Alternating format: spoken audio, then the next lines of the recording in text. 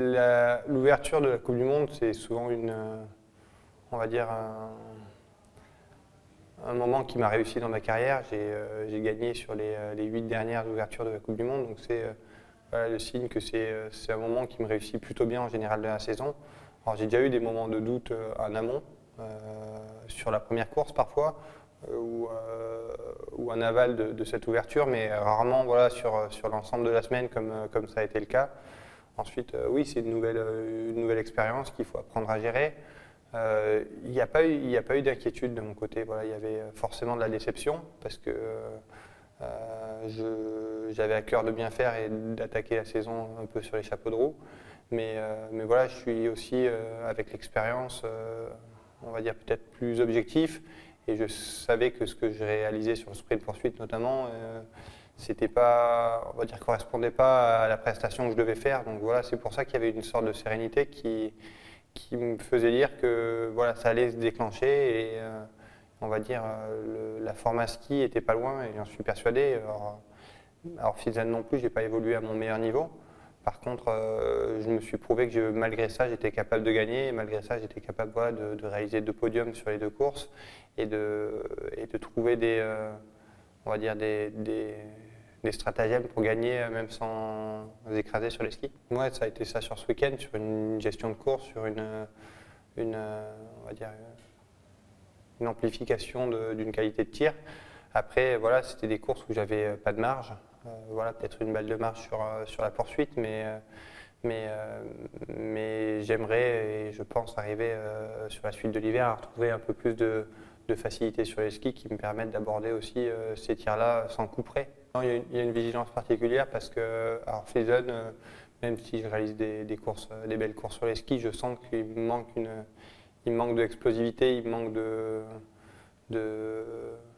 on va dire de la fraîcheur sur les skis et du coup je reste vigilant par rapport à ça parce que j'ai justement pas envie de retomber dans une spirale comme celle que j'ai vécue à Poliuca. Je sais qu'en biathlon, chaque semaine redistribue les cartes. Voilà, au niveau des temps ski, au niveau des athlètes qui sont devant et chaque semaine est différente. Alors j'ai eu la chance en 2017 de vivre une année sans aucun accro sur le plan physique. Mais voilà, dès l'an dernier, ce n'était pas le cas. Il y a eu des semaines où j'étais moins bien que d'autres, où la dynamique s'inversait par rapport à Johannes. Et je sais que ça sera le cas aussi cette année. Donc voilà, j'apporte cette semaine avec de l'incertitude de ce côté-là, mais c'est le cas pour l'ensemble des athlètes. C'est plutôt une chance pour ceux pour lesquels ça ne marchait pas trop. Et quand on est dans une bonne phase, on a envie de conserver cette dynamique, même si on sait que d'un site à l'autre, tout change. La neige, l'altitude, le profil de la piste, la forme physique d'une semaine sur l'autre avec une coupure. Donc voilà, on est aussi conscient de ça et conscient que la bonne forme d'une semaine est toujours à prendre et on va dire plutôt favorable d'un point de vue mental, mais qu'elle n'est pas une garantie pour la semaine suivante. Pour moi, il va peut-être un peu plus vite que l'an dernier, mais vraiment pas beaucoup. Par contre, moi je sens que je vais moins vite pour l'instant que ce que j'allais l'an dernier et c'est avant tout là-dessus que j'essaie de me focaliser, mais non, je ne pense pas qu'il a beaucoup plus de marge que ce qu'il en avait l'an dernier. Il avait annoncé en début de saison qu'il avait réussi à régler de façon presque mystique ses soucis au tir couché.